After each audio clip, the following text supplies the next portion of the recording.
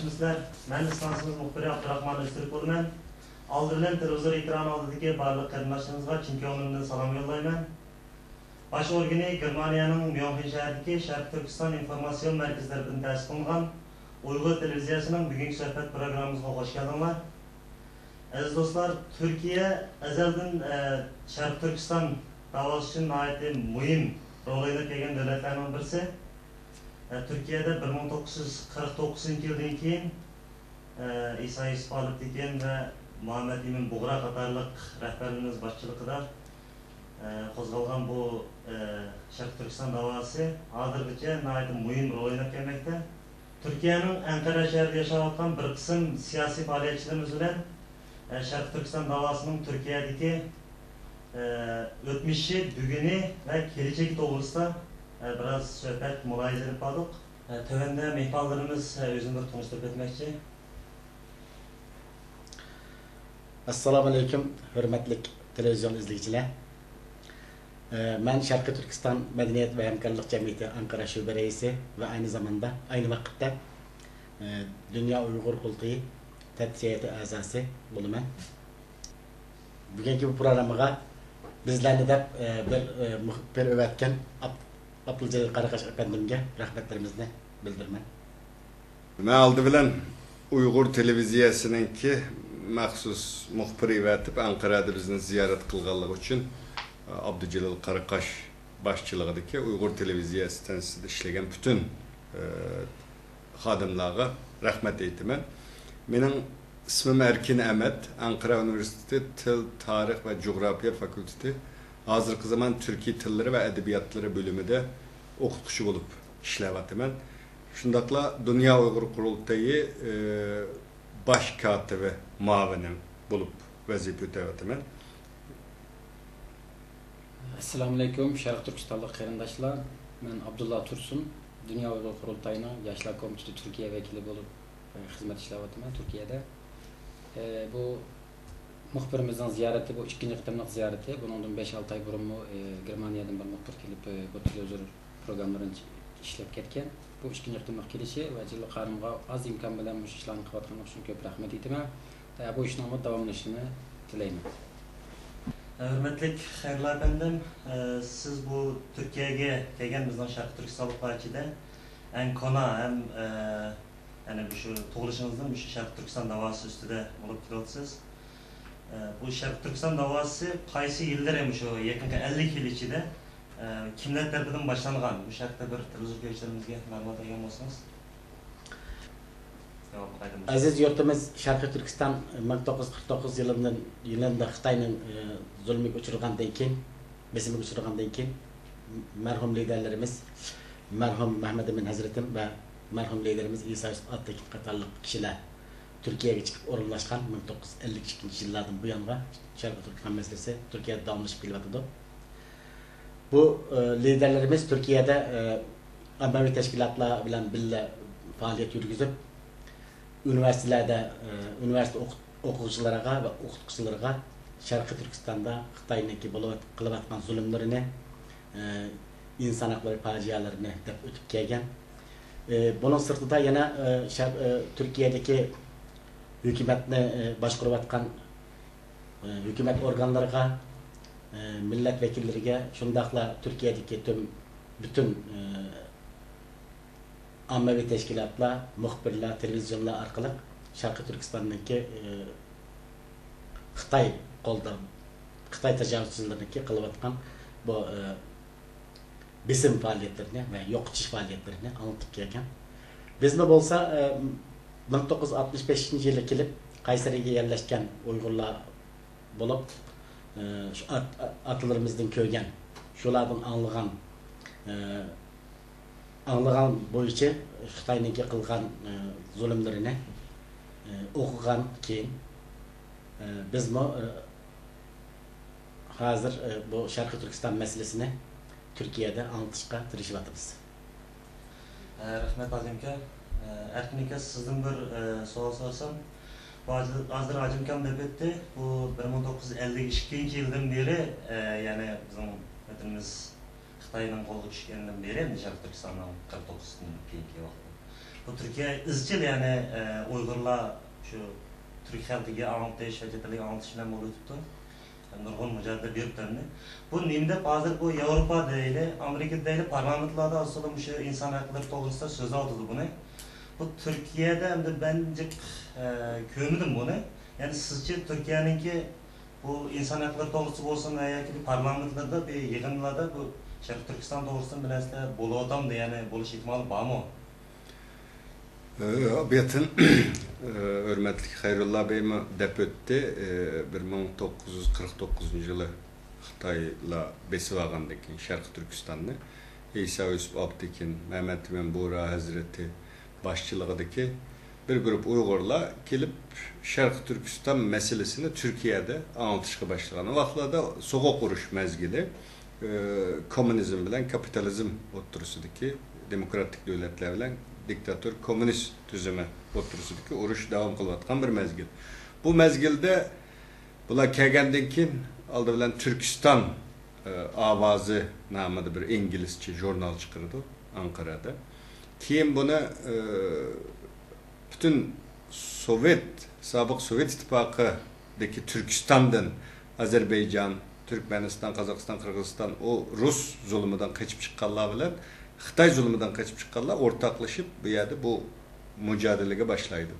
Keyinci 1975 yıllarda İsa Yusuf Abtekin bütün Arap devletleri, Amerika Koşmuş Ştatları, hatta Japonya 20'ye yakın devlet verip Şarkı Türkistan meselesini anlattı. Elbette bu mezgilde ki 1960 yıllara kelgende Hayrullah Bey'le ataları, dadıları Afganistan arkalık Türkiye'ye geldi. Bu köç bugünküce devam kılvatıdı. Yani 49 yıldan bugünküce Türkiye'ye Uygurlarının köçü, kaçıp gelişi devam kılvatıdı. Bu mezgil ceryanı da elbette Türkiye hükümetine, halkıga her xil yollar bilen Şarkı Türkistan meselesi anlatılıp kılvatıdı. Türkiye'de kimden sorsanız soran Şarkı Türkistan dese bilmeydiğin adam yok. Ama siz deysiz, nim için Avrupa'ya okşaş Türkiye'de mi parlamentonun gün tertibine gelmeydi. Elbette Türkiye'de 70 milyon Türk halkı Uygurlarga Çin konudan istaşlık kıldı. Ama Türkiye'nin yerleşken coğrafyası naydı mürekkep bir coğrafya. Türkiye terakki kılıvatkan bir devlet, özünün nurgun meseleleri var. Bir de Türkiye Avrupa Parlamento 1960 yıldan tatıp Avrupa Birliği kiriş için küçük kırıvatkan bir devlet. Bunun yanında Türkiye'nin etrafında Irak'ta Türkmenler yaşaydı. Türkmen meselesi var. Seyprus meselesi var. Bugün PKK terör meselesi 25 yılına yakın Türkiye'de devam kılvatıdı. Şu an Türkiye'nin konuda Şarkı Türkistan meselesi var. Neye varsanız verin, parlamento olsun, başminister hemmeden bilüdü. Ama Türkiye'nin ki bugünkü iktizadi gücü ve halkaradaki ornu münasebeti bilen hem de bir parlamentoda karar çıkarıp Xitayga besim işletileydi ama da bir siyasi güçke hazırca igemez. Çünkü Xitay bugün Birleşken Devletler Teşkilatı'ndaki xavfsizlik 5 devletten birisi. Türkiye'nin özünün nurgun meseleleri boğaçka halkarada hem de Şarkı Türkistan meselesi tabi Türkiye'nin gün tertibine kelgin yok. Ama yakın kelgüsü de Türkiye'de Şarkı Türkistan meselesinin ki hükümetinin, parlamentonun gün tertibine kildiğallığı işini ben. Çünkü demokratik devletlerde ammavi teşkilatlarının roluna ait çok. Bugün Türkiye Avrupa Birliği'ne kiriş için Türkiye'deki ammavi teşkilatlarını güçlendiriyordu. Bugün demokratikleşiş yolu da Türkiye hali ilgirligen vaziyette hazır. Kanunları da asas kanunda olsun, nurgun kanunları tüzüş kirgiziyordu. Ammavi teşkilatlar bağansızlık güçlendiriyordu. Şarkı Türkistan meselesi kümül bildiğin İnsan hakları teşkilatları, ammavi teşkilatları güçlendiriyordu. Bu güçlengen seri bizden Şarkı Türkistan ammavi teşkilatlarının faaliyetinin güçlenişi bilen birlikte hükümet kimi tesir yetkizileydiğin manda bir küçük irişidiğinliğe işinime yakın kelgüsü de Türkiye'de mi Şarkı Türkistan meselesi hükümetin gün tertibi geldi bence. Rahmet. Abdullah bendim. Siz yemek yapsınız mı şu Türkiye'ye? Yani bu kanallar kararında değil. Sizce bu Azat Erkekam'ın deyincekleriga yani qaraganda yani sizning bir boshqacha bir fikriniz bormi? Yani bu masalada yani siz kelgandan hozir qadar yani bir necha yil orasida bo'lsa qanday bir ilgirlashlar bormi yani? Hozir Xayrullo Efendiga tushuntirib o'tdi 50-yillardan boshlab. Erkin Bey 20 yillar bo'ldi Turkiyaga kelgili. Bunu Erkin Bey'in ko'z qarashi bilan bir masala tushuntirib o'tdi. Men kelgili 4 yil bo'ldi. Men bu 4 yillik ko'zim bilan qarayman. Sharq Turkiston masalasi Turkiyada bo'lsin va dunyoda bo'lsin bir qancha qitim dunyoning tartibi kelgan bo'lsin-mi? Lekin dunyodagi davlatlarningki o'xshamagan vaqtlarda dunyodagi davlatlarning manfaati shu kendi qolib qolgan. Yani bir bosqichga kelgan bo'lsin-mi, bir yerga kelgan vaqtida bu bosqich bir yerga kelgan itilib qolib, Rossiyaniki bo'lsin, boshqa yerninki bo'lsin, burun Sharq Turkistonda konsul ochgan davlatlarmi buning ichida. Endi hozirgi vaziyat kelgan vaqtida bu Yevropa Birligi kuchli davlatlar. Xitoyning ehtiyoji yo'q, besim ishlatadigan davlatlar. Hozir bir bizning Qurban qilayotgandek o'tirib bir cho'ng bir ish yo'q. Shuning uchun bizning ovozimiz hali yaxshi chiqyapti chetlarda. Ammo bundan keyingi vaziyatga kelgan vaqtida hozir bizga yordam qilayotgan davlatlarmi vaqtdan vaqt kelib burunqidek bo'lganda tarix takrorlanib kelgan vaqtida o'zimiz nim bilan mustaqil fikrimiz bilan yana mavjudligimizni davomlashtira olamiz, bu vaziyat bor. Hozir Amerikadagi vaziyat intayin yaxshi. Sharq Turkiston da'vosi yuqori saviyada parlament kiriklik. Yevropa Birligida shunday. Bu Turkiyada bu marhum liderimiz İsa Bey'in zamanında mı qancha qitim bu hukumatning tartibiga keng ko'lamda kirmagan bo'lsa-mu, lekin har qanday hukumat xizmat qilgan shaxslarning hammasi Sharq Turkiston masalasini bildiganligini hammadan biladi. Nurg'unlagan namoyishlar qilindi Turkiyaning farqli bo'lgan viloyatlarida. Bu Sharq Turkiston xalqininki dad avvali Turkiyada asosiyatdan bilinadi. Lekin konkret bu bir yerga markazlashgan vaqtda Sharq Turkiston xalqining chet elda turib nim foyda bo'ldi. Yani bu kun tartibga kelganda Sharq Turkiston xalqiga qanchalik manfaat bo'ldi, kelmagan vaziyat qanchalik manfaat bo'ldi degan vaqtda biz o'zimizga jiq vazifani tushirganligini ko'ramiz. 50 yillik bir taraqqiyotlik jarayonda Turkiyadagi hem çoğunlarımızın ayıplaganligi emas, hammamiz o'zimizning bor sharoitda, bor mavjudiyati bilan bu ishni qilib kelib oldik. Jiqlarimizning qo'lida jiq imkoniyat bo'lgan bo'lsa-mu, bu ishga jiq ko'ngil bilmaylik. İmkoniyat bo'lmagan shaxslar bu ishga ko'ngil bilgan bo'lsa-mu, biz buni texmi davomlashtirish uchun albatta moddiy kuchga ehtiyojimiz bo'ldi. O'zimizning xalqining bizning orqamizda turib, mush tashkilotlarni va mush fikrga ega bo'lgan shaxslarning uchun orqada turib, mush davoni texmi yuksaltishga va kun tarbiyaga kelishga uchun hammadan kuch chiqarish kerak edi. Lekin bu vaqtga qadar az bir shaxslarning bu ishga aralashishi bilan bu da'vo davomlashib keldi.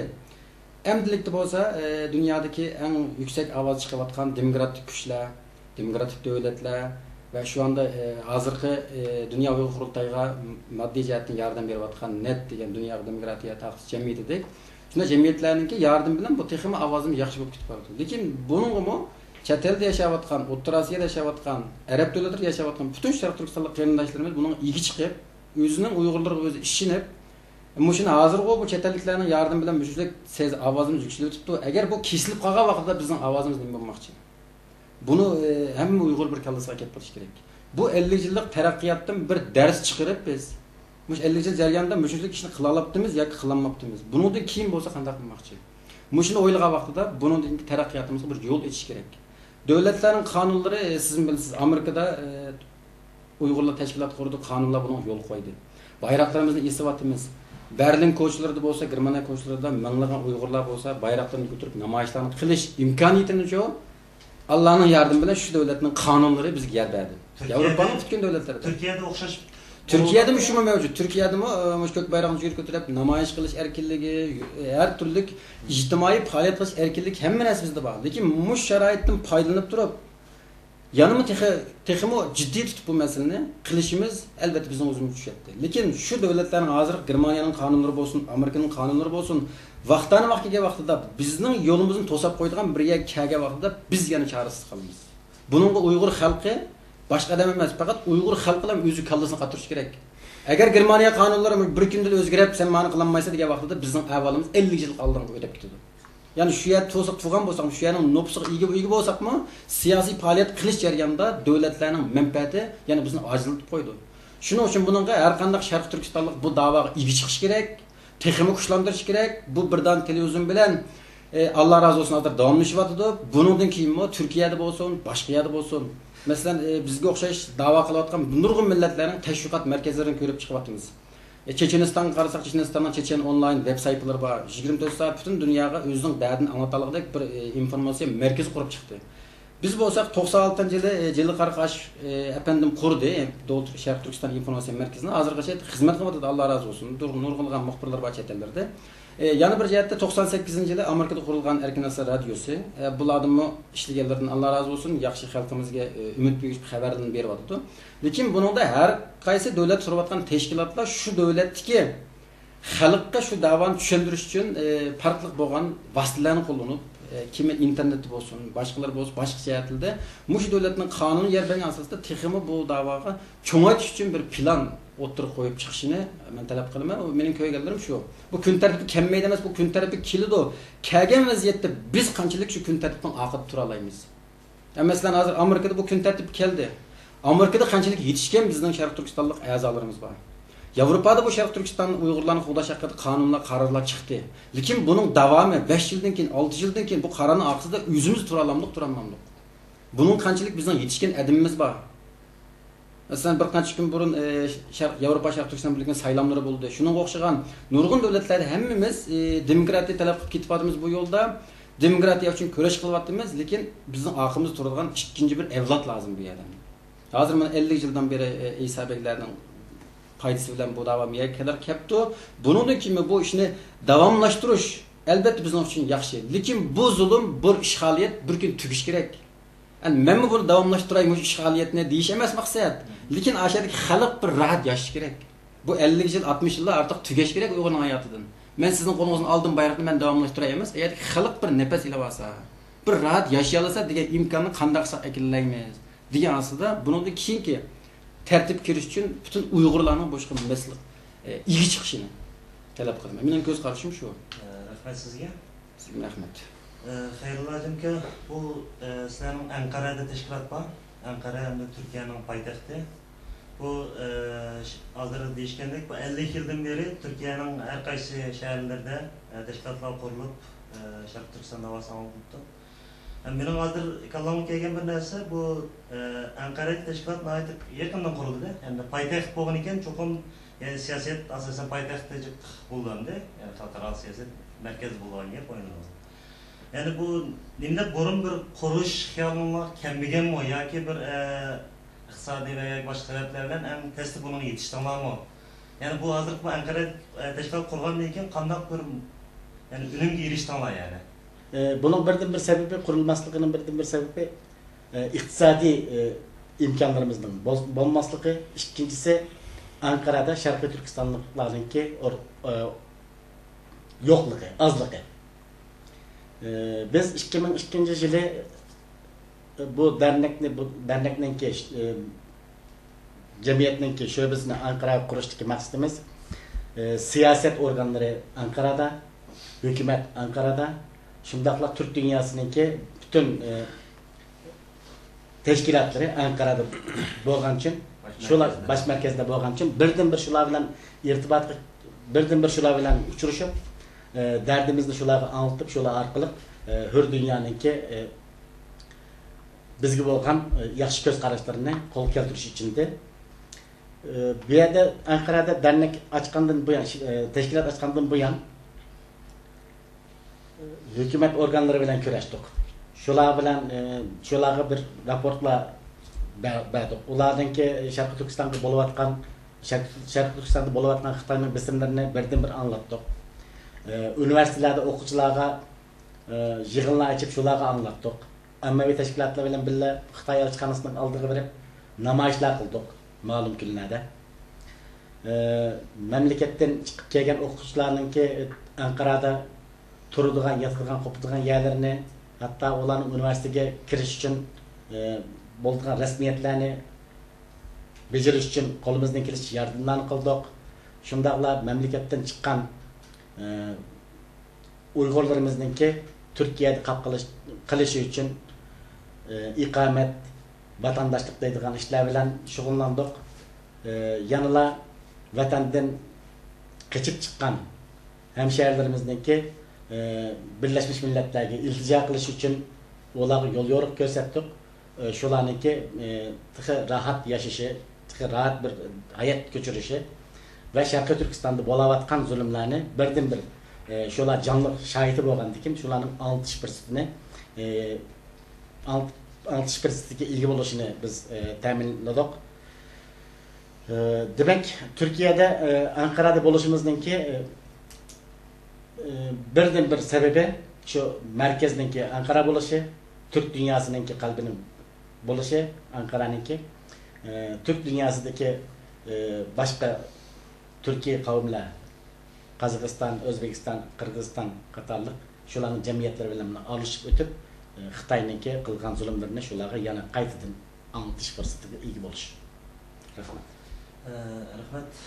Eylazim ki, ben emmalardan bunda bir soru soram geldi. Bu Türkiye, yani İslam devletleri için olsun, Türkiye devletleri için olsun, en güçlü bir çoğun devletlerden birisi. Bazen Türkiye bir de Avrupa İttifakı girmeyiz de bunun kadem taşaldı, yani bunun hazırlık meselen. Yani bu yakından Kazakistan, Kırgızistan katarlık devletlerin teşebbüsü bilen hem bu Türkiye başlamcılık bir rol oynayan Türkiye bir devlet. Yani Türkiye milletleri içindeki. Yani o yani bulanın fikirleri yani Türkiye koşalgan evalı da ya ki belki koşaldı. Bular şu Türk birliğini kurup kalsa yani bu Uygurların nispeten yani kanap faydası buldu bunu. Mesela Avrupa İttifakı girip kalsa bunun faydası bulamdı, ziyan bulamdı. Bu ayakta bir erkek'e hemen bir öz göz taşımalarını bir pek bakalmasanlar. Bugün Türkiye'de olsun, başka Türkiye Cumhuriyetleri de olsun, ortak ilip ve ortak til tüzüp çıkımız Türk dünyasının devatkan bir mezgilde bu sualını sorgunumuz nayet yaxşı oldu. Bugün dünyada İngilizce gep kıldığan devletler birliği, Arap devletleri birliği okşaş til, okşaş din, okşaş medeniyetten kelgen milletlerinin birlikleri var. Ama tarihte Türkistan'da çoğun bir coğrafya var. Bu 19. yüzyılınki ahırlarında Xitay, Şarkı tarafını, Rusla, Garip tarafını besivagan. Türkiye Osmanlı İmparatorluğu'nun yemirlişi bilen bu yerde Türkiye Cumhuriyeti'ni kurgan, şuna bilen Türkiye milletler birbirinden uzaklaşıp ketken. 1991 yılı Sovyet İttifakı parçalangandan keyin bu Türk Birliği, Türkiye Milletler Birliği bu ta 18-19. yüzyıldan itibaren 19-18. asırdan itibaren bağ bir göz karaş. 1991'de Sovyet İttifakı yemirlgandan keyin Türkiye başçılığındaki bütün Türkiye milletler nayet hoşal oldu. Bu Türk Cumhuriyetler Birliği'ni kurup çıkış için aldı bilen medeniyet cihetten, marif cihetten, iktizadi cihetten bir asas siliniş lazımdı. Bunun için bu cumhuriyetler kurululgan aman Türkiye, bu Türkiye milletlerden ve Türkiye Cumhuriyetlerden 10 bin okuyucunu okutup Türkiye'ye gelip okutuş bir iş planını oturup koydu. Bugünkü bu devam kılvatıdı.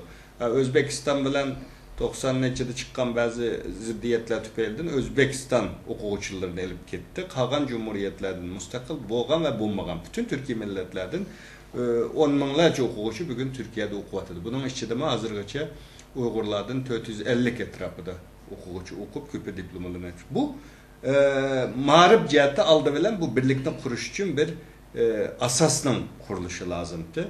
Birinci olup bizden Ankara Üniversitesi Til Tarih Coğrafya Fakültesi'de Türkiye Tilleri ve Edebiyatları bölümü kuruldu. Ben hazır okutkuçu bulup işlevatkan yerde. Bu yerde 26'a yakın Türkiye milletlerinin tilini, edebiyatını, tarihini okutuvatımız. Bunun içinde tabi mustakil boğanlardan başka, mustakil bolmagan Uygur tili ve edebiyatımı okutulvatıdır. Bunun başka Gazi Üniversitesi'de var Uygur Tili ve Edebiyatı Kafedrası. Denizli'de Muğla Üniversitesi'de var.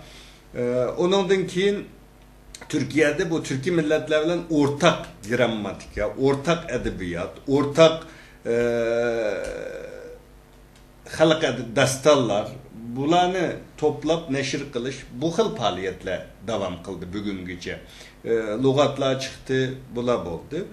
Ondan keyin 93'te Türkiye Milletler Dostluk ve Kırındaşlık Kurultayı dep bir kurultay, bir vakıfның aslında bir kurultay yakında taka ötken yıl 11. ayda Azerbaycan'da 12. nöbetlik Türk Cumhuriyetler Kurultayı açıldı. Onunla Dünya Uygur Kurultayı heyetlerime katnaştı. Bula Türk Birliği'nin kuruluşunun asaslarından. Bu yerde diyen bu Türk Birliği, Xitay ve Ruslarının diyen bu Turan, bütün Türkiye milletlerini bir bayrak astında toplaş emez. Bu yerdeki Türk Birliği, Avrupa Birliği'ne okşaş, iqtisadi cihetten, marif, medeniyet cihetten hemkarlaşış. Bunda bir birlik idi. Nazarbayev bunu, Kazakistan Reis Cumhurbaşkanı Nazarbayev, birinci kıtım oturup koygan adamlardan biri. Ya bizde iki yol var deydi Nursultan Nazarbayev. Bizge bu müstakillik, bu fırsat bir geldi, bu taley. Ya biz bu muşunda ayrım devlet olup kayta çoğun kişilerinin ki besivelişini kütüp duruşumuz lazım. Ya ki birleşip özümüzden yer altı ve yer üstü baylıklarımızla ilgi çıkıp kuşunuşumuz lazım. Eğer Türkiye Cumhuriyetleri birleşken takdirde bizne hiç kim boz getemeydi. Eğer birleşmegen takdirde kayta bizne besiveliş xavfi başka çoğun devletlerinin degen bu şuvarını oturup koygan. Bunun bilen tabi bundan Ruslar mı korkudu, Xitaylar mı korkudu? Xitaylar Türkiye Cumhuriyetlerinin müstakil buluşu bilenler Xitay iyili mekir bir devlet. Tarihten bu yan iyililer bilen Türkiye milletlerini parçalap başkurup gelgen bir milletten bir tanesi. Şuna birinci olup bu Türkiye Cumhuriyetlerinin müstakilliğini tunudu. Tunugandan keyin qanday qilib bu yerdagi ta'sirini kuchlantirish uchun Xitoy Xalq Cumhuriyeti 1996'da Şanghay İşbirliği Teşkilatı'nı kurdu. Bu teşkilatın içine bilesiz Kazakistan, Kırgızistan, Özbekistan bu teşkilat, Şanghay Hemkarlık Teşkilatı'nın içine girdi. Bu Türkiye Cumhuriyetlerini parçalaştı ki bir hile idi. Bunda boğandan keyin hazır Türkiye'nin maksidi Türkiye 40 yıldan yakın Avrupa Birliği'ne a'zo olsam Avrupa'daki okşaş demokratik, iqtisadi jihatdan kuchli bu Avrupa Birliği'ne kirish uchun ta 1960'larda Türkiye iltimos qilgan. Bu Avrupa Birliği'nin topshiriqlarini hazır şart sharoitni hazırlash uchun Türkiye bütün kuchi bilan tirishyotidi. Bu cumhuriyetlarni boshqarayotganlar Rossiya mezgilidan chiqqan komünist iddiasidagi liderler bugün Türkiye Cumhuriyetlerinde. Köpü bu birlikke a'zo olsam mening hukukum kichikishib ketadi. Men o'zim diktatör devletinin başlığı olup reis olup yaşasam taqa yaxshi deydigan manda bir iddia var bu yerde. Şuna bununla mening göz qarashim hozirdan tortib Türkiye'nin o yerde jiq ticaret nimeleri var. Mektaplarni ichiyotidu. Menimcha bu bir asas. Ama bu yerdeki rehberlerinin iddiası özgürlük kelgüsüdür bir yeni nesil demokratik bu milli gururu var, milli anga ege manda liderler bu devletler kelgen vaxtida belki bu Türk Birliği hakkında konkret bir kademlerinin taşınışı mümkün. Ama hazırca şu hemimiz kırımdaş millet, bir din, bir tilde bazı medeniyet cihetin başka cihetlerden bazı hizmetler kılınmatıdır ama konkret böyle bir Türkiye Cumhuriyetleri Birliği deydiğim manda bir nime tahi kurulğunu yok. Ama bence bu kuruluş ihtimali nayeti güçlük. Elbette bu bizden degen hem Türkiye milletler bir bayrak. Ama sizden degen en ahırkı sualınızga şunda değiş mümkün.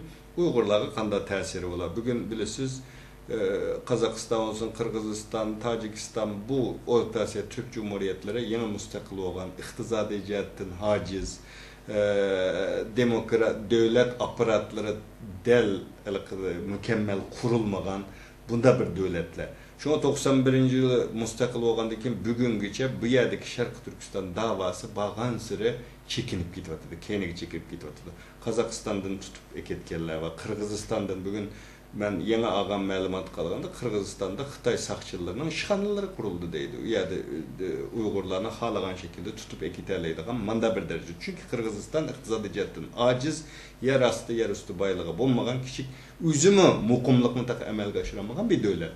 Şuna eğer bunda bir birlik qurulğan təqdirdə biz Uygurların arasında her xil gepler var ama mening bilginim her kanda Türkiye millet Uygur'un özünün qeyrindishi ekanligini, tarixte Uygur medeniyetinin ulanın medeniyetinin bir parçası ekanligini, Uygurların Türkiye milletlerinin ki til, tarix, edebiyatının şekillenişi Uygurların oynagan rolunun nayet mühimliğini bütün Türkiye Cumhuriyetlerdeki kişiler bildi. Xitayning qanchalik hiylikar, Xitayning kelgüsüde bu cumhuriyetlerini besiveliş ihtimalının bağlılığını mı Xitayning bir xavf ekanligini mi bildi. Ama aciz, yeni müstakil bo'lgan bo'lg'achqa bazı narsalarni qilolmayapti. Agar Türkiye Cumhuriyetler Birliği kurulgan takdirde Şarkı Türkistan meselesi bu cumhuriyetlerde nait güçlənir dep oylayman. Bugün Kazakistan, Kırgızistan bu cumhuriyetlerde Şarkı Türkistan ammavi teşkilatlarda faaliyet kılalaydigan şart-şarait mi yok? Kıldırmaydı Xitayning besim bilen. Eğer bunda bir güçlük bu devletler güçlengen takdirde benim qarindishim u yerda zulm uçravatıdı, men qarindishimga yordam qilishim lazım deydigan bu an seviye buladımı şekillenirdi. Çünkü bir millet başka bir narsalarga ko'ngil bo'lish uchun oldi bilan iqtisodiy jihatdan tushunish lazım. 80-ci yillarda biz Beijingda o'qigan vaqtimizda Xitoy voleybol komandası olsun, başkaları mesela dünya şampiyonu olsa Xitoylarning kari yoktu. Çünkü qo'sig'i açtı. Bugün Xitoylarning qo'saq to'ydi, biraz iqtisodi taraqqiy qildi.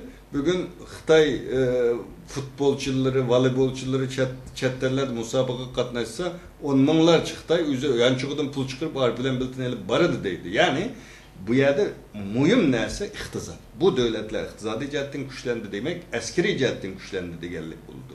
Askariy jihatdan kuchlanadi degan gap başka qarindosh millatlarga g'amxo'rlik qila oladigan kuchga ega bo'ldi degan gap. Shunga bu Türkiye Cumhuriyetlerining birligininki kelgusida qurilishi Sharq Turkiston davası uchun nayt foydali. Menimcha sizniki degan yeringizdan aqsa bir gap qo'shib o'tib ketayman. O'rta Osiyo Cumhuriyetlari bilan Türk birligi qurilursa bizga qanchalik foyda ziyoni bo'ldi Uyg'ur xalqi uchun deb bu ko'z bilan qarag'an vaqtida sizning ko'rishingiz biroz farqli mening ko'rishim.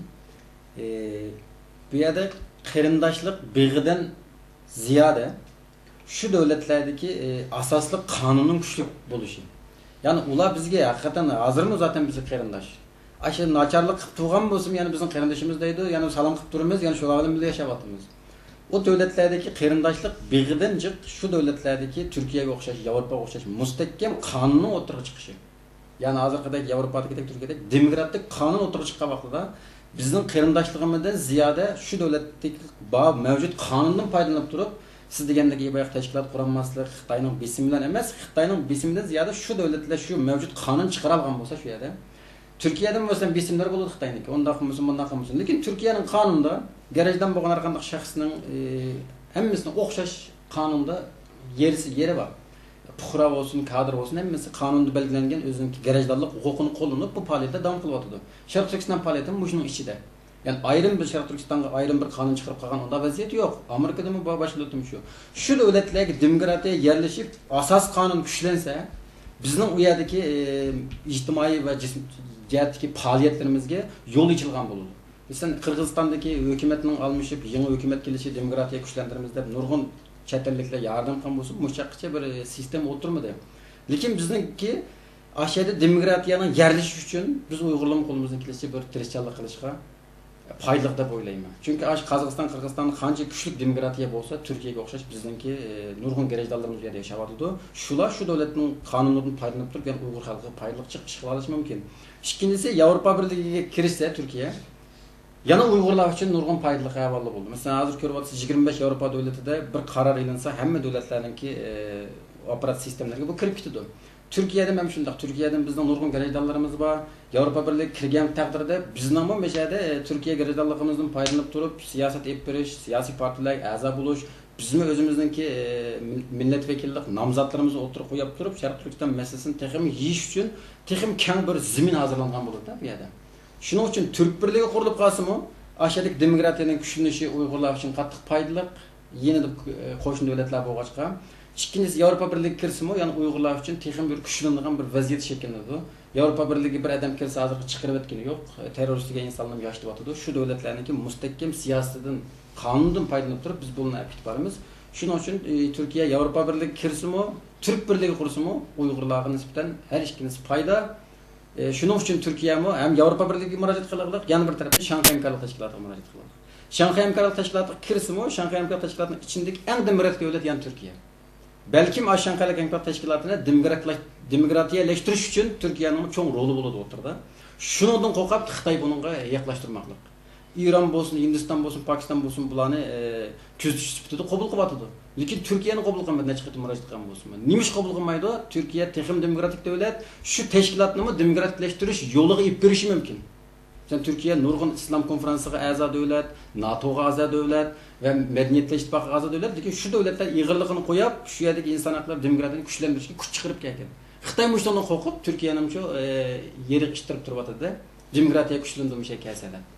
Lakin Türkiye'nin bunun da iradelik bir şekilde yolu devam kılatıdı. Qaramatullah, mening hozir bu ishqilarim degan gap bo'ladi. Masalan, hozir Avrupa İttifakı kirsimi Uygurlarga paydalı, Türk Birliği kirsimi Uygurlarga paydalı degandek bir narsa chiqadi. Menimcha hozir bunun aks ta'siri bor deb qarayman. Masalan, Avrupa İttifakı kirdi deganning o'zida, masalan, Avrupaga hozir bizning vatani hozir siz erkinlik deb o'tdingiz. O'sha ash ko'ch bo'lib, ko'chyapti hozir. 50 yıldan aç demdi. Adımı şu keçivat kallarında. Ondan sonra hazır kış mesela Türkiye'de yaşavat kallarını gördük. Mesela Birleşken Devletler Teşkilatı'na iltimas kılıp eketmeyevatkan mesela 300 adamın bağlılığını buldunuz bir yerde. Mesela Avrupa'ya bağlılar kanal olsun, meyli pasport algan kadar ya ki başka yani hayat kapaletke iyi geldi. Türkiye kararında iktisadi güçlü olalım için. Mesela bu Avrupa İttifakı girdiği önce Türkiye gibi gelemedi de Uygurlar benim göz karşımda. Yani Türkiye, Kazakistan, Kırgızistan, Özbekistan olsun ve bizim yani Şarkı Türkistan'dakiler yani Xitay pasportuna geldik için. Bulanın viza almakı nahit ters oldu. Demek bulanınki bir yol edilgen buldu da mesela Türkiye'ye yokşaş bir nahiti qoğdap durvatkan bir devletke işte keçiktirip mesela o vakti Kazakistan, Kırgızistan'dan yeni gelemeydi belki. Suudi Arabistan'dakiler kilenmeydi. Türkiye bir Avrupa oldu diyenler yüzde. Yani hazır meyle Suudi Arabistan'da batmaganlar olsun, Kazakistan, Yemen bu Arap devletlerde gün geçiremiyorlarmış Türkiye'ye gelip hazır. Türkiye'ye ben Türk, ben Uygur Türk idisi. Kanalsın aş koymadı bula. Çoğun yerden kullanmasın benim göz karşımda. İşte fazla pul tepsi imkanı var. Bu ben ayol takılı da karayım. Mesela Türk Birliği ise bu hazır Türk Birliği bir Türkiye'den başkası değil. Hem Xitayga mana şey teşvik edildiğinde ötküz birlik bir yerdi. Bular Kazak, Kırgız, Özbek, bu Tatarlar, bu tek ayrım devletim yok, Uygurlarga o'xshashlar. Bu Türkmen, Azeri, bular bir devlet kurulgan takdirde o yüzden. Belki Türkiye mi hazır erkinlikten de belirtgendek iqtisad sebeplik, bazı bir sebeplik devlet bazı bir işlerde Uygurlar tazı yerden kılanmayıyordu da ama halkı yaxşı gördü dedi. Doğru halkı Kazak, Kırgız, Özbekli bizden Uygurların arasında o kadar kıllaydılar geldi hem de. Çünkü Kazakistan'da yaşıgallar ekerek bildikken Kırgızistan direkt ötkenler. Devletin bağımı, milletin nime Uygur olsam Uyguristan'ı get, senin nime ama bir yerde nime ne o yaşadık baylağı bir kındım verirken. O şekilde Kazakistan'daki, Kırgızistan'daki gelgen bazı Uygurların ait imkanı varken. Mesela Şarkı Türkistan'ı nimde Uyguristan kılaylı bir, Şarkı Türkistan'ı hep nime kılımız değil. Ama hazır bu senin belki fikir olandı yani bir ekstensir yapman baktaştan oldu değil mi? Abay deslap da men deputat ketkenim. Şarkı Türkistan halkı için nima faydası bo'ladi degan gap. Bu yerda bizning chet eldagi bu Şarkı Türkistan davasını dunyoga anglatish uchun rolini deb Türkiye vaqtida Şarkı Türkistandan Türkiye'ye kelgan insonlarning manfaati deb o'tib ketgan vaqtida siz degandek u bir ish chiqadi. Ammo xalqqa manfaat yetkazish uchun Şarkı Türkistan yashayotgan xalq manfaat yetkazish uchun kuchli davlatlarning chet eldan besim qilish kuchiga ekilish kerak. Agar siz degandek men u yerdan ko'chmay o'tkab ekelma Uyg'urlar kelsin, ammo Uyg'urlar kelgan bilan Sharq Turkistonda yashayotgan xalqning avvaldan hech bir ilgirlash bo'lmasa, yana ko'p o'lim bo'ldi, ya'ni biz uchun ziyon bo'ldi. Turkiyaga keldi, kes 100 odam keldi. Lekin Sharq Turkiston izlayotgan xalq necha ming odam yilda o'lib ketib qoldi. Ya'ni biz uni o'ylab chiqyapmiz deb qaradim-da. Turkiya unda jihatda qarasangiz Yevropa Birligi shunchalik taqoq turg'liq, nurg'unlagan ko'chman millatlar kelyapti. Mesela hamma narsaning bir musbat tarafı olsa, bir menfi tarafı oldu.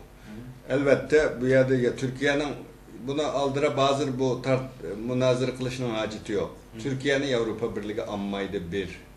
Türkiye Müslüman Türk devleti. Avrupa Birliği Hristiyanların devleti. Dolayısıyla bunun için Türkiye'de hiç kanda bir siyasi analizci, siyasi tahlilci kısa müddet içinde Türkiye'nin Avrupa Birliği kirdallığı işlenmeydi. Ama Türkiye Avrupa Birliği kirişine bağına kıptırıp özünün kanununu, devlet aparatını mükemmelleştiriş getirişvatıda bu Türkiye için faydalı. Eğer siz degendik Türkiye Biz için faydalı. Biz için faydalı. Türkiye Avrupa Birliği kirsi siz degendik Avrupa Birliği hazır Schengen vizisi işte Türkiye'ye vizini Türkiye bilenmeydi o vakti da. Avrupa'nın kaidesi bu içi biriydi. O vakti da Uygur'u kilenmeydi. O dediğiniz doğru. Ama Abdullah Depötü demokratikleşse Türkiye Cumhuriyetleri bizge faydası var. Bir demokratik küçük 2 milyonluk Kırgızistan'dan Uygurlarga o faydası bulduğu işlenmeyim. Elbette demokrasi güzel nersi, demokrasi kirsi yaxşı. Ama devletler arasındaki münasebet milli menfaat tayinidir. Ama Türkiye milletler şark milleti. Biraz hissiyatcan. Ama sen bir yerde kırındışından git, öz tukkununun beşiği gün gelse elbette aldı bilen tukkunu verip jugurup nem kıldı. Hazır bizden Şarkı Türkistan meselesiga istaşlık kılıvatkan Türkiye milletler qaraydigan bolsa, hemmesi tarihi tukkallık noktayı nazardan yolga çıkıp istaşlık kılıvatıdı. İqtisadi jihatdan qattiq güçlense, Xitay bilen bolgan münasebetde onun milli menfaatiga ziyan yetse, o vaqtida Uygur meselesiga ma noktayı nazardan qarab köngül bölüş mümkün. Ama bu nayet uzun vakit gerektirirken bir narsa. Şuna Türkiye Cumhuriyetler Birliği kurulgan takdirde Uygurlar için yani şark milleti, demokrasi bunun mükemmelleşi biraz kıyın ama tukkunurukla noktayı nazardan yolga çıkıp acaba Uygurlar biraz faydalanamdı deydiğen yakın müddetli göz kıraştan karaga vaktında bu faydalık dep karayım. Doğrusu başka fikir olmasa ben Bağcım kamdan ben bir sorun gördüm. Yani belki erken kam o yani uzunluğun bir yeri var. Yaşlı çünkü. Hazır Hayvacım kam dep öttü yani İsa İspalık'taki ve Muhammed İbn Buhra Katarlıklar yani bu Türkiye'deki Şarkı Türkistan davasının başlamçılık rolünü oynayan rehberlerimizdir. Şimdi bula asasen çoğunluğa vafat olup alanını ötegidik. Yani adır benim Ankara'ya gelip bilişimde bir yerde merhum liderlerimizden Muhammed İbn Buhra, Hacı Yakup, Anat Katarlıklarının kabristanlıkları bir şeydi genelde. Bu doğrusundan bir kısaca yani bunların bir şeyde ben bir şey girip aldım da bir yerde tükep ketkenlikimizde yani kaçan bir tükep ketken muşlarının kısaca bir hayatını hem de tuzluk gençlerimiz geldikken bir sözler peygen olsa. Rahmet sizge hakikaten bu Şarkı Türkistan davasıga hizmet kılıp vefat kılgan vatan içinde ve vatan sırtında vefat kılgan bütün hemşehrilerimizle, bütün liderlerimizge rahmetlerimizni bildirimiz. Allah rahmet kılsın. Şularınki başlagan yolu da, şularınki ilk bağan yolu da mağış için tirişivatımız. Siz degendek Mehmet Emin Buğra Hazretleriminki mezarı, kabri Ankara Cebeci Asri Mezarlığı degen yerde turuqluq. Keyinki çıkan Hacı Yakup Anat tarihçimiz, Hacı Yakup Anat efendimizin kabri aşağıda.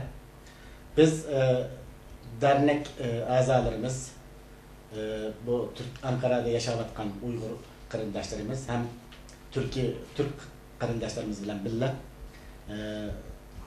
hit ayamlarda olsun, ya ki şulaniki vefat kılgan yıl günleri olsun, şu günlerde Kabristan'a çıkıp ya da şu başta beşede bir Kur'an tilavet kılıp, şulanı yad kılıp, şulara Allah'tan rahmet ve mağfiret dile, şulanı eslep turbatımız, elbette ki şulanı eslep turuşumuz bizninki bizge manevi bir ozluk buladıktır çünkü biz mükellikisinde bu davanı kılıp ötebatkan her kaysımız elbette bir gün kildi ölümüz ve bizge bir Fatiha okuyduğun insan aklımızdan çıksın da Elbette bizim talebimiz aşında bulundu. Hiç kaçan bu Şarkı Türkistan davasıga kılçılık bir yaxşılık yetkizgen, bir menfaat yetkizgen, yoki shu yo'lda mangan kishilarni unutmaymiz. Herkes ularni unutulishga bo'lmaydi. Shularga har doim Allohdan rahmat va mag'firat tilashimiz kerak. Chunki o'zininki cho'nglarini, o'zining liderlarini, shu da'voga xizmat qilgan insonlarni unutgan millatlar hech qachon davlatda bir nima bo'lish bo'lmay, yer yuzida barlig'ini sürdürolmaydi. Biz shuni ishimiz. Siz degandek hozir bu sorunda bu rahmetlik İsa Aktekin efendim olsun, Mehmet Emin Buğra Hazretleri olsun, Hacı Yakup Ahmet efendim olsun, yoki şunun o'xshash liderlerimiz, şehitlerimiz hemmisiniki ruhlarına rahmet, Fatih olup rahmet ayttık. Şu vesile bilen şunu yad kılgan bulduk. Rahmet size. Rahmet. Erkin siz şu Ankara yani üniversitede yani okuşçuluk olasınız. Sizden burun yani Xitay üniversitelerini bakıyorken şu yani bizim Xitay'daki üniversitelerin bir yerdeki üniversitelerin yani okutiş cihetten bir farkları yani bu şu okuyucuların mesela bir yani öğrenişe nispeten kızıkış veya günlerde bu Avrupalılarla günden günge bulan terakkiyattan Türklermiş şu. Yani biz hazır Uygurların mağarip diyetki günden günge altında keliş cihetten de yani o bazı günden bizim mağaripte o kadar ilgilileş yok hem de. Onun hem de bu işin nimi asas bir sebeplerini kısaca bir seliştirip size verebiliriz. Ve seliştirsek farkına ait çoğun. Türkiye Cumhuriyeti yeni kurulgan vaxtıda 1921'lerden tartib Avrupa'nın mağrib tüzümünü asas kılıp terakki kıldı oğan. Xitayda Beijing'de Merkezi Milletler Üniversitesi'de okudum. Pütügendikini yerde 6 yıl okutçuluk kıldım. Xitay'nın mağrib tüzümünü ait yaxşı bilime. Xitay'daki dersliklerge qaraydigan bolsan köpü adam hizmetki çıkkandan keyin adamga yani gereksiz bilimlerini köpü götürdü Xitay'da. İşte Komünist Parti tarihi deyimiz, komünizm tarihi deyimiz, inqilab bir nurgun Xitay'nın tarihini ögünümüz, Xitay'nın edebiyatını ögünümüz, Xitay'nın özünün ki ügetken derslerinin içinde mi %45, %50 hayatında gereksiz nesillerde. Türkiye'deki mağrib qaraydigan bolsak, elbette bu yerde Avrupa usulü üniversiteye giriş asan nispeten Xitay'daki qaraganda, ama üniversitenin püttürüş tez. Bana en köp tesir kılgan nesiden birisi Türkiye'de üniversite okuvchilar herkes üniversitenin içinde arak içmeydi. Ben Beijing'de okutçuluk kılgan vaxtımda sınıf mesul ettim. Her akşam bir mesni Sakçı idaresine elip kilettik, telefon kılattı. Yani bizim Uygurlardaki yaman illetler elbette Xitay cemiyetindeki bazı neslerden juqqan nesler. Şuna Türkiye'deki üniversite hayatı erkin. Sen 5 yılda bitiremse 6 yılda mı 7 yılda mı ama tırışçılık özenge bağlı ama üniversitenin tüzümüge, dersinin mezmunuga, üniversitedeki okuvchilarninki okutquchiga bo'lgan hurmatiga qaraydigan bo'lsam bizdekilardan tağlarca naiti cho'ng farq. Onun için nima uchun dunyo hammasi g'arb davlatlarini misol ko'rsatdi. Har qanday yerda sen ma'rifdan so'z ochsam, g'arbda manda deb so'zlaymiz. Nimeden söz etsen G'arbni örnek kılıp gösterin. Nim için? G'arbda texnologiya, ma'rif, hamma narsa taraqqiy qilgan. Şuna bizning u yerda bular jiq aqida. Ama bu elbette mustaqil bo'lmasdan buni sening mening tuzitishimiz mumkin emas. Onun için Uyg'urlarning ma'rifining taraqqiy qilish uchun, iqtisodining taraqqiy qilish uchun, kishilarning sapasining yuqori ko'tarilishi uchun mustaqillik şart deb qarayman. Çünkü seni baş qo'ygan başka millet, senin yolunu sizvatgan başka millet.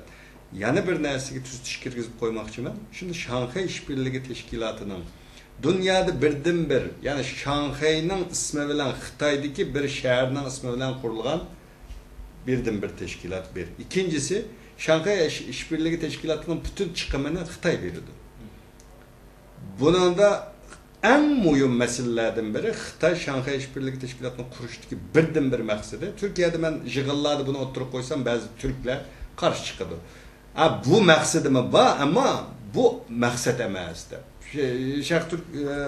Şanghay İşbirliği'nin kuruluş teşkilatından birisi Şarkı Türkistan'daki müstakillik hareketini Xitay yok kılış.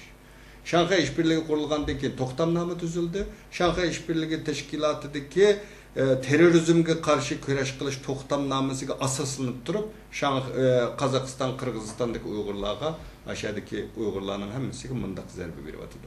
İkinci bir mesele, Türkiye Şanghay İşbirliği kirish uchun iltimos qilmadi. Türkiye'ni Putin, Abdullah Gül ziyaret qilgan vaqtida, Moskvaga borgan vaqtida kiremsizler ya Şanghay İşbirliği Teşkilatı'na kirishni xohlamsizlar degandek manda bir gap o'tgan. Türkiye iltimos qilgani yo'q. Türkiye Şimal Atlantik Ahdi Teşkilatı'nın a'zosi, bir de Avrupa Birliği kirish nishoni var. Onun için Şanghay İşbirliği Teşkilatı'na kirsek degan ko'z qarashdagi Türkler var ama devlet tahi Şanghay İşbirliği kireyli deydigan iltimos bermedi. Yani bermeydi bence. Xitay mı elishni xohlamaydi ama Türkiye'nin kirişimi öz menfaati bilan zıt yani. Onun için bunun bir tutuş kirgizib qo'ydi. Bu Şanghay Hamkorlik Teşkilatı yani bu Xitay, Rus yani bizim o'rtacha devletler birleşip yani asosan devlet güçünü birleşkendek bir şey bulundu. Bu yani Avrupa İttifakı'na bir karşı avazda turuş bir güçün hikayeti bo'lgan mı yani bunun? Elbette. Şimdi şu Orta Asya'da Avrupa Birliği'nin menfaati var, Amerika Qo'shma Shtatlarının menfaati var, ta'siri var. Rusya bilan Xitayning var. Rusya uzun müddet qarab aytganda Xitay bilan do'st bo'lmaydi. Ama hozirgi vaziyatda şu ihtiyacı var. Şanghay İşbirliği'ninki aslida bu yerdeki ta'sirini takımı güçlendiriş.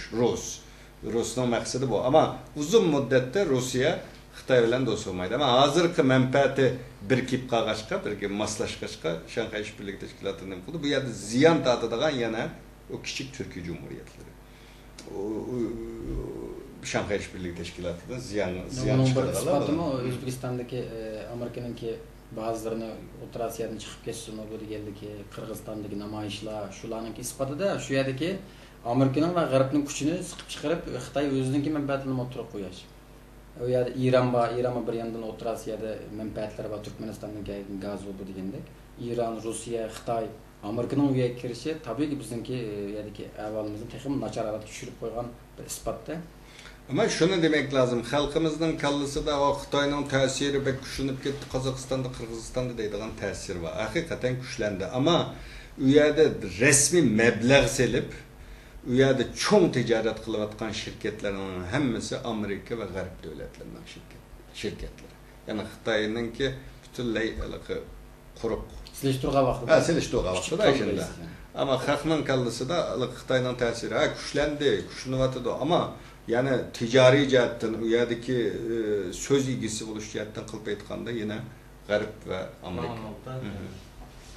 Erkin aka, sizning eng oxirida yani bir bilpim var sizga. Yani bizim ko'p bizim Sharq Turkistondagi yani Uyg'ur qarindoshlarimiz Türkiye'nin Avrupa qatorasida sanalıyotgan ekan. Avrupa va Amerika bu taraflarga o'qishga ait qiziqadi hozir kelishga.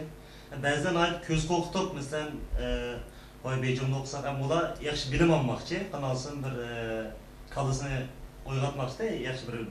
Ama bu Türkiye gelse çetel olgan deken, naiti kımmet var oy. Ben deymen o kadar emes desek bazıları kınam konmaydı da hem de çünkü ben aslanlık adamlarla görüşüm bazılarını kayıt kılım hem de gelişki.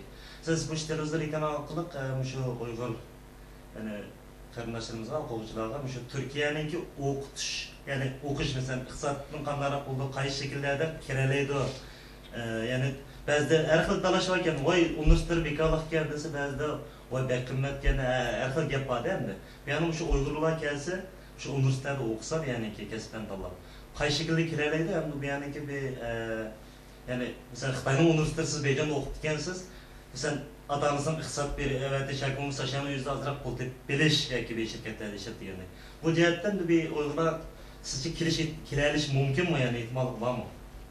Bu sualın ait yaxşı sual oldu. Öcük Uygurlar kızıqıdı bu sualga. Biz mi chet elge chiqishdan burun shu chet elge chiqsak yatakla, o'qish pullari hamma nima tayyor berib o'qisak deydigan manda xayollar bordi. Chiq balla shunda xayol bilan keldi, kelgandan keyin xayoli sug'uchilishib, undan keyin o'tirdi.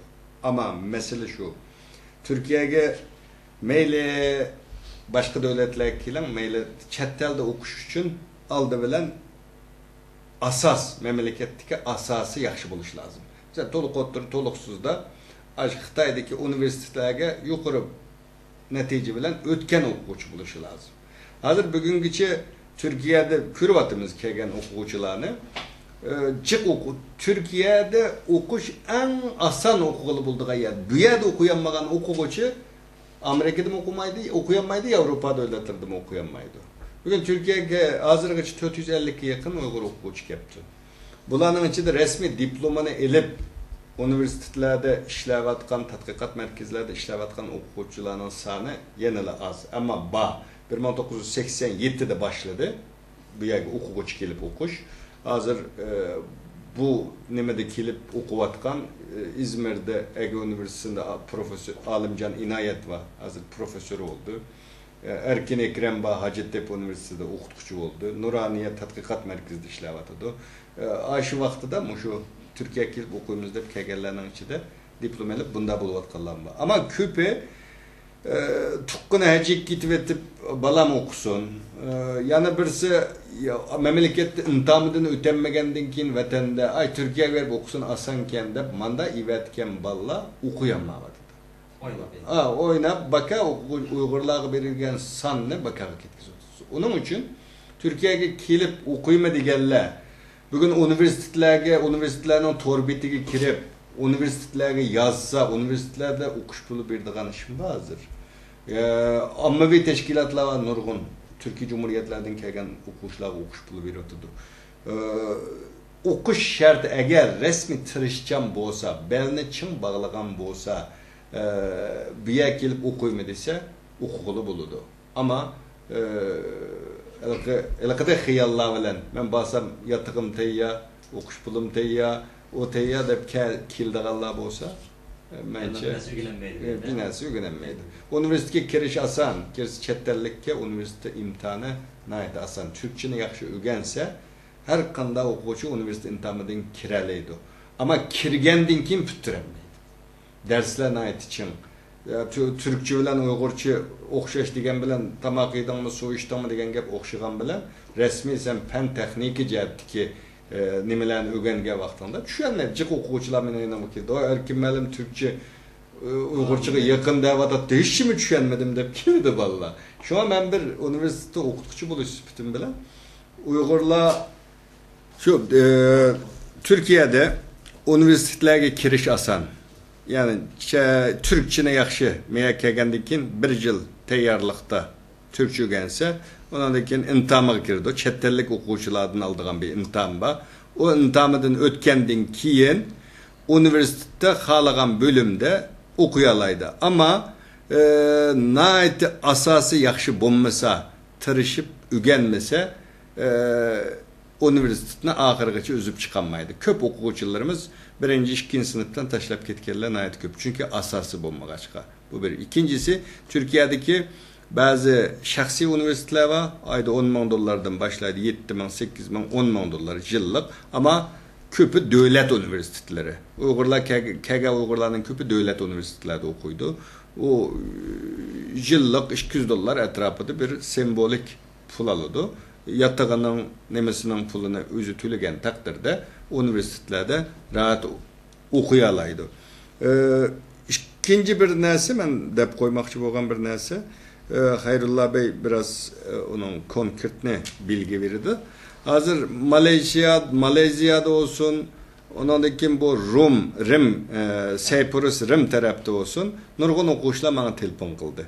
Buni Xitoy shirkatlari sizlar müşahede, sizlarni bir mektepte okutimiz, ondan keyin bu yerden Avrupaga bora olasizlar deb Uygurlarni aldap 10 ming 15 ming dollarını elip ekilip oturdu taşınıp ketken balalar. Hazır Xitayda aşında şirketler varken chet elde bir nimeden birini kurup koyup Xitaylarda esverdi gayadek bir yaki bir normal bir tülügündüğün mektep bilen koyup Uygurlardan pul elip taşıyıp taşlap koyup ketkenler nayet köp. Yani ular üniversiteye kiremegen. Kiremegen köpü üniversiteye mi kiremegen hatta aldangan. Şuna bu mesele Türkiye'de mi bunda işler yakında buluşku başladı.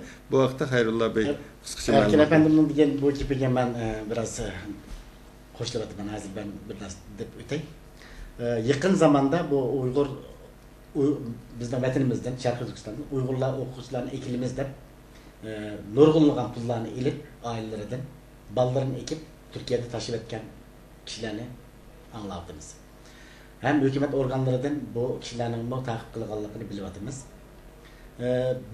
Bizce olsa yani bizdeki fikrimiz boyunca mesela Erkin Bey de öttü. Türkiye'deki üniversitelerde okuş asan. Türkiye'ye til ügünümende kese bir okuyucu Tömer diyen bir o mektep var. Til ügünüş kursu. Şu kurska bir müracaat kılış gerek. Üyege 225 Amerikan doları yatkutsa şununla çakırık kağızı üretip verdi. Şu kağız bilen Türkiye'ninki Pekin'deki turuşluk elçihanesinden okuyucu vizesi ilip kegil oldu. Beijing'deki Türkiye elçihanesinden okuyucu vizesi hep kegil oldu. Bizden Uygurlar Türkiye'den kelgen bir kısım insanlarınki ağız kirip şunun diyen geplerge işinip şularga ağızdan çıkan pulunu verip balımızını apırıp okudu. Bu aşağı okudu. Bütün çıkımlarını aşağıda baş götürdük yani. Da ballarınınki kelgüsüne berbat. Tapşırıp koygan. Ha, kelgüsüne hakkı tapşırıp koygan ama şularınki kelgüsüne yok kılır etken. Hazır bu kelgen ballar iqtisadi cihattan kıyınlıvatıdı. Hem de degендek bu mektepke kirişme o şu Tömer degen til kursuga berişimi nayet kıymet. Çünkü bir aylıkı Tömer'deki bir aylıkı 225 dolar toxtatıdı. Bu Uygur yani Türk soyluk kırındaşları hükümetindeki belgilep vergen pulu aylık. Hem de bu pulunu Türkiye'ye kelgendeyken şu emmavi teşkilatlar arkalık olsun şu Uygurların yaş görüldüğün hayır hasenat sahibi kişiler şuna uçraştırıp koyup şular arkalık temin kılış mümkün buludu. Lekin şu aldamçının haltsız kırık etmese. Şarkı Türkistan Vakfı malum derecede sayıda okuvacı ekip okutuvatıdı. Hükümet olarga şu malum sanını beğen. Onun sırtında keldiğalla şu Şarkı Türkistan'ı bilip kelivatkan ticaretçi, şu Türkiye'den bilip kelivatkan Uygur ticaretçilerinki aldam haltsız kirip 3000 dolar bersem balanı üniversite okutup şu küz güçlük şu 3000 dolar yoki 4000 dolar yetidi o. Şunu hazır aldıdan tapşırıp versem bana bunu tapşırıp bergendikin ben balanı apırman mektepke orunlaştırman, til kursuga orunlaştırman şunun bilen diploması ip çıkıdı degan gaplarni qilib şu gaplar arqali o balalarning ata-onalarini aqt qo'yiblar tonelib berib kelgandikilar yo'qolib ketgan gap. Shuning uchun bularga ishonmasdan hamda kompyuter butun dunyoda bor. Şu kompüterlerde Türkiye'deki üniversitelerde qanday o'quvchi qabul qildi? Bu Tömer degan til kursida o'quvchilar qanday qabul qildi? Ya bo'lmaydi. Türkiye Cumhuriyeti'ninki Pekin'de turishli elchixonasiga iltimos yozib, Türkiye'ye qanday bağlı oldu, qanday o'quvchi qabul qildi degan savolni qo'yib, birdan bir o'zi bevosita shu o'zi uguniblar, shunda ham kelsa, qolgan ishlarni bu yerdagi Şarkı Türkistanlık hemşehrilerimiz bulamdı yoki cemiyetler bulamdı. Şular aldık çıkıp durup o ballardan Türkiye'de okuş için yollandı. Lekin yana Erkin Bey de öttü. Okuyduğun ballar. Şu okuşta köngül bildiğin. Şu vatanda mı şu yaxşı derecede okuyan ballarınki çıkışını halayımız elbette. Şular çıksa bola bir Türkiye'de okup bu Türkiye'deki ahvalını körep ondayken bu yerdeki uygangan narsalarni ya vatanga qaytganda ya bo'lmaydi boshqa yerga borganda shu orqali bir harakat qilsa Sharqiy Turkiston da'vosi ham ilgirlaydi deb o'ylayman. Yani demek olduğunuz bu oturdaki koymaçılarının gibi bilen 4-5 milyon dolar pul vermeyi özü müstakil yani Xitay'ın Beijing'deki açıklamasıga yoki olmaydı internetlardan görüp özümüz mektepten okuşup gelse yani okuş tapalaydı o kadar ularınkini biz kadar o kadar tesemez yani. Şuna mı ya? Albatta şimdi ularınki ekegenden keyin zaten Türkiye ekegenden keyin taşıp ettiklik oldu. Vallahi. Yani eğer ola özü şu tömer til kursuga müracaat qilib kelsa yoki universitetiga müracaat qilib shular orqali kelgan bo'lsa shular ega chiqadi. Ya'ni ular oxirgi ega chiqadi. Masalan, tömer kelsa tömer tutkizish imkoni bo'ldi. Universitetiga qabul qilgan bo'lsa, universitetlarniki ma'lum darajada shularga beradigan bir yordam puli bo'lishi kerak. Bayatın deb o'tdi Erkin Beymo, davlat universitetleri unchalar qimmat emas Turkiyada. 1 yillik o'qish puli to'lash uchun $300 yoki $350 miktar etrafında bir yıllık. Onun sırtında şu kitap, defter, kalem, şu yazıdığın, yediğin, içidiğin pullar ketidi. O məndə məyədə özara teşkilatlar bilen birlə həmkarlaşıb onu qamdaş mümkün. Ama şu mən oquyman deb birini çın bağlap kelişib lazım. Hazır köravtimiz memleketten kelib ya Avrupaga ketolmagan ya Türkiye'de o'qiyanmagan birmençe o'qiyman deb kelgan. Ballaba ya bir ish kiranmagan qoldi bir rasmiyat bo'lmagan ekan. Ya bo'lmaydi bir yer ketolmagan, Avrupaga ya qolgan bir yer ketolmagan, ya Turkiyada ish topolmagan, o'qiyanmagan. Mana shunda arliq surilgan birmençe ballaba bo'lma ichinishlik bir ahvol. Rahmet, ahırda meydandan şu televizor ko'rayotgan şu vatanning ichi va sirtidagi barliq qarindoshlarimizni deydigan bir so'zinglar bormi? Rahmat sizga. Haqiqatan bu bizningki bu qilayotgan faoliyatlarimizni va bizni deb ataydan shu Germaniyadan kelibsizlar bu yerga. Avvalan bizni tanishayotgan, bizni izlayotgan Sharqiy Turkistonlik hamsharilarimizga, shundaqla Sharqiy Turkistondagi hamsharilarimizga salomlarimizni sizlar orqali yetkazamiz. Bizning birdan bir talabimiz Sharqiy Turkiston mücadelesi qilayotgan bütün teşkilatlar birlik, beraberlik ichida bo'lishi kerak. Onun sırtında Sharqiy Turkistondan kelgan, Sharqiy Turkistondan chiqib ketgan hamsharilarimizning o vatan Xitoyning qo'l ostida turib, bu yerga chiqib o'zining jinni bir o'ltirishni xohlamaymiz. Ular unda shu chiqiblam biz qutuldik, bu yerga nima ish qilsa qilsin deganlik yaxshi emas. Ya'ni buni rahmetli İsa efendim vatan için vatandan ayrıldık deb ifade qilgan zamanında. Şu qarindoshlarimiz vatan için vatandan ayrıldık deydigan bir iddiada bo'lishi kerak. Shuning uchun teşkilatlarımızga meyli Türkiye'de olsun, meyli Avrupa'da olsun, meyli Amerika'da olsun, dünyanın qaysi yerinde yaşayan Uygur olsa, iş qilib vatanim için hizmet qilib deb şu teşkilatlarga yararlı bo'lishi lazım. Hem maddi yönden hem manevi yönden. Bunun sırtında birlik, beraberlik bizga nihayet önemli. Bir gap olsa özara birbirimizden soruşup, birbirimizden izleshib qilib şu aradaki fitneni, nifaqni bitkizib bir-birimizniki aqsdan gap qilishni qo'yib, yuziga gap qilib, to'g'rini va yaxshini bir-birimizga anlatib ve şu yolda bo'lishimizni umid qilaman. İnşallah bundan keyin Sharqiy Turkiston davası ilelebet yaxshi bo'ladi ve bir kun Sharqiy Turkiston mustaqil bo'ldi. İnşallah o günlerini görürüz de dua qilamiz. Evet, 2008 yılı birinci programımız bu. 2008 yılı dünyada Mahmud Qashqari yılı. Onun için Mahmud Qashqari yılının mübarek buluşunu tileymen.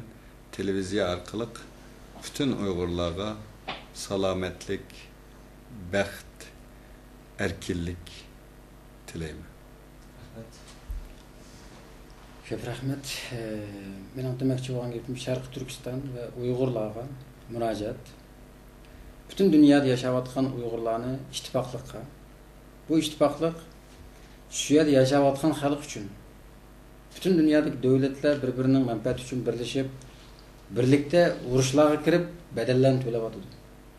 Lekin biz bo'lsak, hammamiz Uyg'urlarning aqsidan gap qilish emas. O'zimizning xalqining ezilmasligi uchun, o'zimizning ezilmasligi uchun.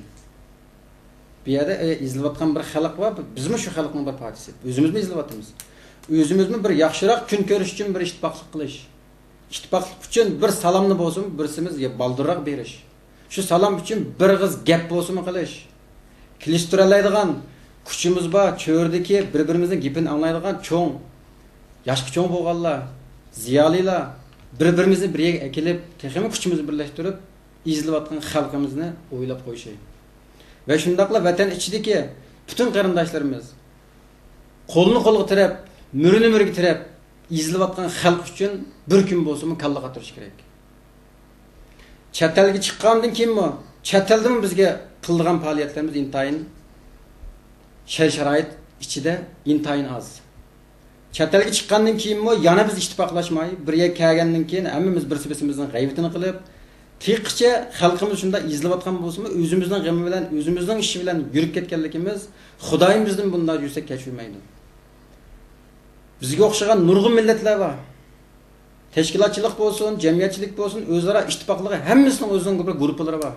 Diniy jamoatlari bor, madaniyat jamoatlari bor. Hammasi o'zining ichida bir qanday ish bo'lsa, vaqti-vaqtida bir-biriga ega chiqib, shularning o'zining mavjudiyatini saqlab kelaylik. Uzun yillarga o'zining mavjudiyatini saqlab kelaylik. Lekin biz bo'lsak, bizning ahvolimiz biroz ichinishlik.